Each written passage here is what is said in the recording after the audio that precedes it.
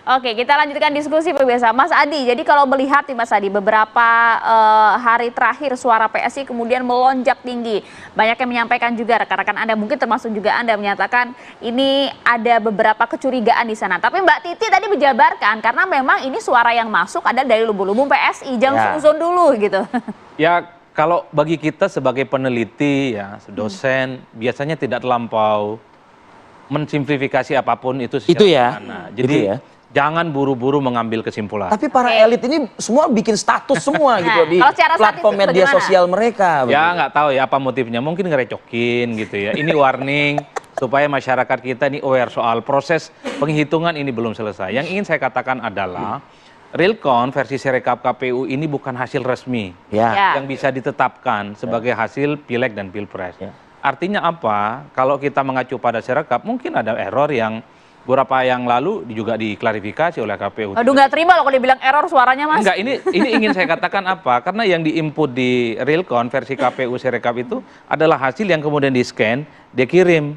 Nah, alat scan yang versi Sirekap ini kan kadang rabun, Mbak. Tidak bisa mendeteksi secara detail apakah hasil yang valid itu sesuai dengan data TPS atau tidak. Karena beberapa waktu yang lalu kan Sirekap sempat dihentikan. Karena mereka akui oleh kawan-kawan KPU ada sesuatu yang salah dan mungkin bisa dikoreksi. Sempat ramai sebelum PSI, Anies suaranya hilang 3 juta dalam satu TPS. Itu juga ramai sampai KPU melakukan konferensi pers. Tapi publik lupa, Anies naik suaranya 3 juta. Justru yang ramai itu ketika turunnya. Seakan-akan ada kriminalisasi, ada upaya-upaya untuk mengalahkan Anies di tempat tertentu. Termasuk PSI. Kenapa ini ramai? Saya kira variabelnya sederhana. Orang melihat quick count.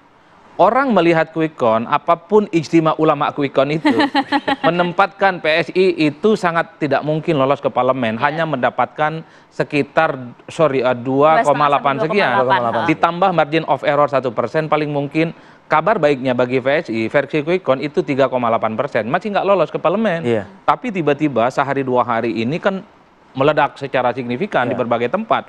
Publik langsung beranggapan, oh ini nih tanda-tanda ada operasi pasar. Langsung suudon muncul, ada tangan-tangan khusus, invisible hand, ini ilmu suudon, ini ilmu suudon. Seakan-akan ini ada upaya-upaya untuk meloloskan PSI. Karena pada saat bersamaan, ada partai politik tertentu yang tren suaranya turun. Terutama partai-partai yang nggak lolos parlemen. Ini yang kemudian dijadikan sebagai konklusi. Pasti ada sesuatu nih pada PSI. Nah, tapi ini karena partainya Brouki aja ini. Ada yang berupaya untuk menyelamatkan dan seterusnya. Mas Adi, kenapa hanya PSI? Jadi disebut ada Gelora juga. PKB yang memang suara sudah besar.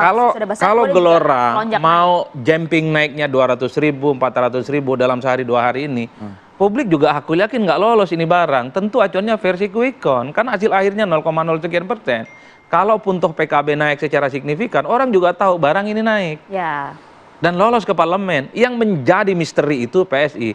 Lolos ataupun tidak ke parlemen, ini kan menjadi tanda tanya besar. Saya selalu mengatakan, di dunia ini ada 3 misteri. Kematian, jodoh, dan lahir. Yang keempat kalau mau ditambahkan, PSI lolos ke parlemen atau tidak. Ini yang kemudian membuat orang ramai, karena dalam simulasi quick count misalnya hasil akhirnya sangat sulit bagi PSI untuk lolos ke parlemen. Tapi per hari ini, sehari 2 hari ini, kemudian suaranya cukup signifikan naik.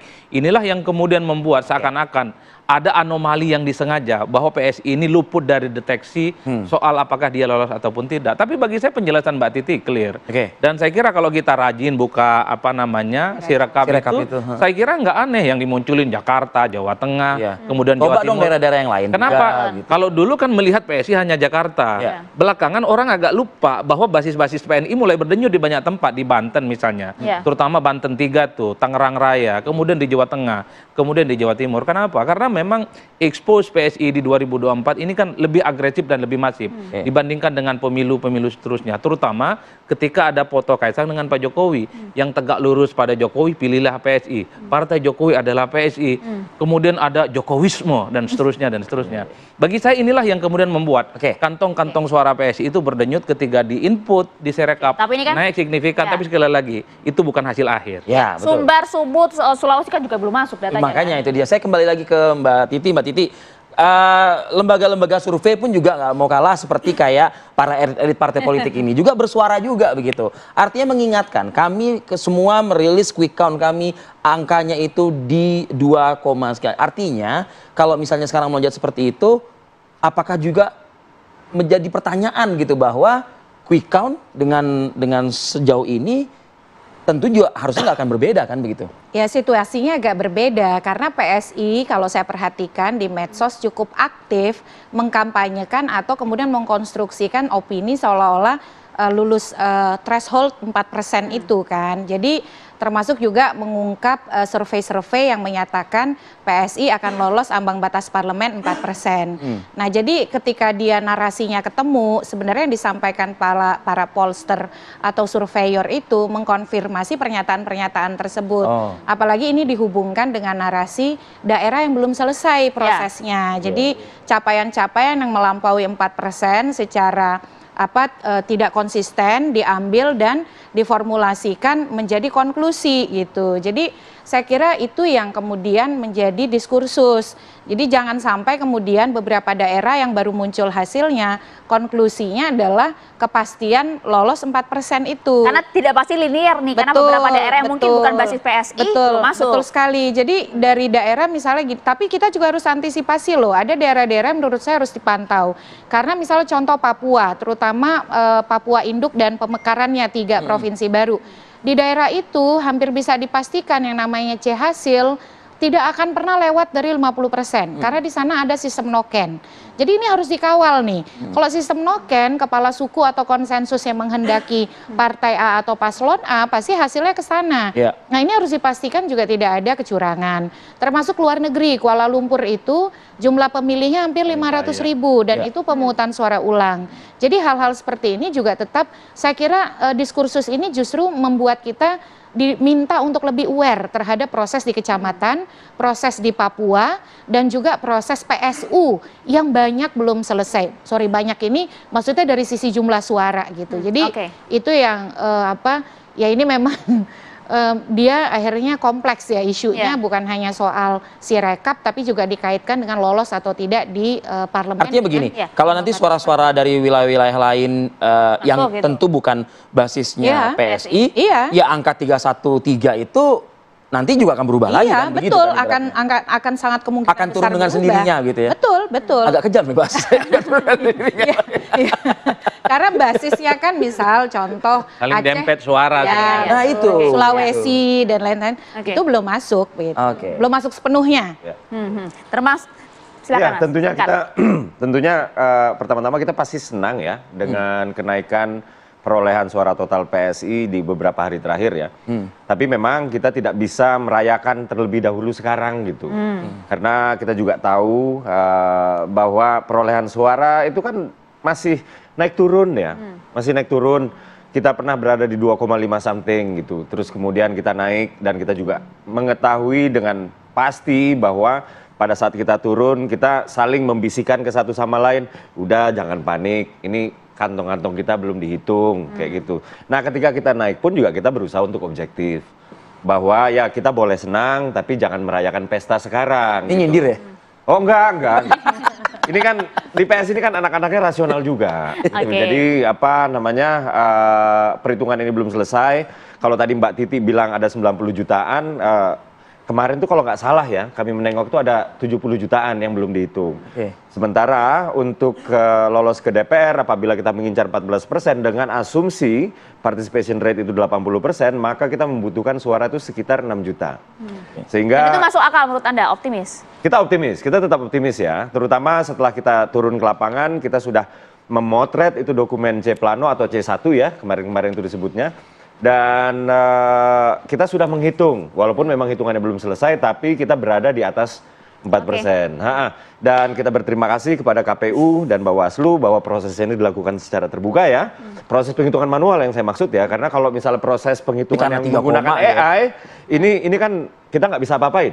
Tapi kalau yang manual ini dilakukan secara terbuka dan perbaikan sangat mungkin dilakukan dan itu disaksikan oleh saksi partai lain, sehingga menurut saya ini hasilnya sangat-sangat kredibel nanti. Oke, sangat-sangat kredibel katanya. Mas Adi udah mau komentar nih. Iya, Posisi tadi pagi itu P3 misalnya sudah naik ke 4,1% Udah 4,1. lagi. Balik lagi dia ke dinamikanya 4. memang Itu dia fluktuatif tadi itu kan. Oke. Enggak, kalau apa namanya Sirekap itu kalau hari ini misalnya PSI itu 3,12, kalau suaranya stagnan yang lain muncul, 3 itu bisa turun lagi, Pak. Ya. Oke. Itu soal tabulasi data biasa saja. Gini Mas Adi, karena penting untuk ini kita pertegas. Saya sedang membaca tweetnya Teman Anda nih. Burhanuddin Muhtadi nih, ya kan. Jadi saya sudah banyak bicara soal ini. Secara statistik, hasil hitung semua lembaga sudah jelas kesimpulannya. Kalau terjadi anomali antara hitung cepat dengan real count KPU, kenapa hanya terjadi pada PSI? Saya juga kurang paham ini. Nah, kalau begini sebenarnya yang kita perbincangkan itu seakan-akan sudah ada hasil akhir PSI lolos ke parlemen. Padahal belum. semua Itu, TPS-nya iya. sudah ada gitu ya seolah-olah. Itu yang kemudian dikonklusi. Jadi meledaknya suara PSI dalam sehari 2 hari ini disimpulkan secara valid dan absah. PSI nantinya akan diumumkan sebagai partai politik yang akan lolos ke parlemen. Menurut saya terlampau buru-buru. Kenapa misalnya banyak kawan-kawan yang punya lembaga survei yang rilis secara terbuka agak gelisah? Karena PSI ini satu-satunya partai politik yang salah diprediksi, Pak. Quick count itu 100% persis. Bisa memprediksi siapa yang menang pilpres dan 1 putaran. Quick count itu sangat absah bisa memprediksi mana pileg yang akan lolos ke parlemen dan tidak lolos ke parlemen. Termasuk siapa yang jadi juara. Nah, PSI harus disebut sebagai partai politik yang dalam hitungan-hitungan akhir itu nggak lolos ke parlemen, hanya mendapatkan 2,8%. Itu artinya apa? Dengan cara apapun, pakai logika statistik, logika rasional, PSI nggak lolos. Satu-satunya cara, kabar baiknya dari PSI agar lolos ke parlemen adalah menambahkan margin of error dalam quick count itu. Kan quick count itu ada margin of errornya Ya, 1. maksimal 1. Kalau kemudian ditambahkan 1%, PSI masih 3,8 tidak lolos. Ini yang kemudian 2 hal yang coba untuk digabungkan. Versi quick count nggak lolos, tapi kok suara real count yang versi Sirekap seakan-akan PSI mendapatkan momentum untuk lolos. Ya. Orang berkesimpulan PSI lolos. Oleh karena itu sekarang kawan-kawan kita itu sudah mulai banyak yang bertaruh. Kalau PSI lolos berarti KPU yang salah. Ya. Istimewa ulama para tukang Quick count quick count mengatakan bahwa KPU lah yang salah. Oleh karena itu nanti KPU harus ditantang adu data, buka data, terutama cek hasil yang dimiliki oleh kawan-kawan para quick count ini dengan KPU. Kemudian di situ tukar sebenarnya siapa yang error. Ini yang saya kira menyangkut soal kredibilitas quick count juga, Pak. Karena selama ini kan sebenarnya kalau mau jujur, quick count ini adalah alat bantu untuk mendeteksi supaya tak ada kecurangan dalam proses Perbandingan lah. penghitungan dan rekap suara itu. Dan di negara-negara maju, kenapa ada survei dan ada quick count? Supaya tak ada kecurangan. Proses penghitungan yang ada dari TPS sampai pusat. Yang ingin saya katakan, Bapak Ibu semua, para jamaah TV One yang nonton pagi hari ini, hitung manual itu masih banyak sekarang di kecamatan kok. Itu yang perlu dikawal. Baru kecamatan, kabupaten, provinsi, dan pusat. Di kecamatan, orang itu mumet karena ratusan TPS. Di situ yang dihitung. Nah, kalau tidak kuat stamina para saksinya, potensi kecurangannya ada di situ. Kadang saksi ada yang kuat setengah hari karena logistiknya kurang, ada yang cuma sehari setengah karena rokoknya terbatas. Kalau ditinggalkan saksi-saksi para caleg ataupun pilpres di TPS, sangat mungkin di situ suaranya akan berubah, pindah ke lain hati tanpa diundang dan tanpa diduga, Pak. Nah, kan itu yang terjadi. Jadi udahlah, itu aja yang dikawal. Kalau ada quick count, ada real count, ini sebagai acuan awal aja, tapi bukan hasil akhir. Karenanya iman untuk mengawal perolehan suara yang per hari ini di kecamatan juga banyak, jangan sampai selesai. Baik Mas Adi, kita jeda dulu ya. Sejenak kami akan kembali saat lagi.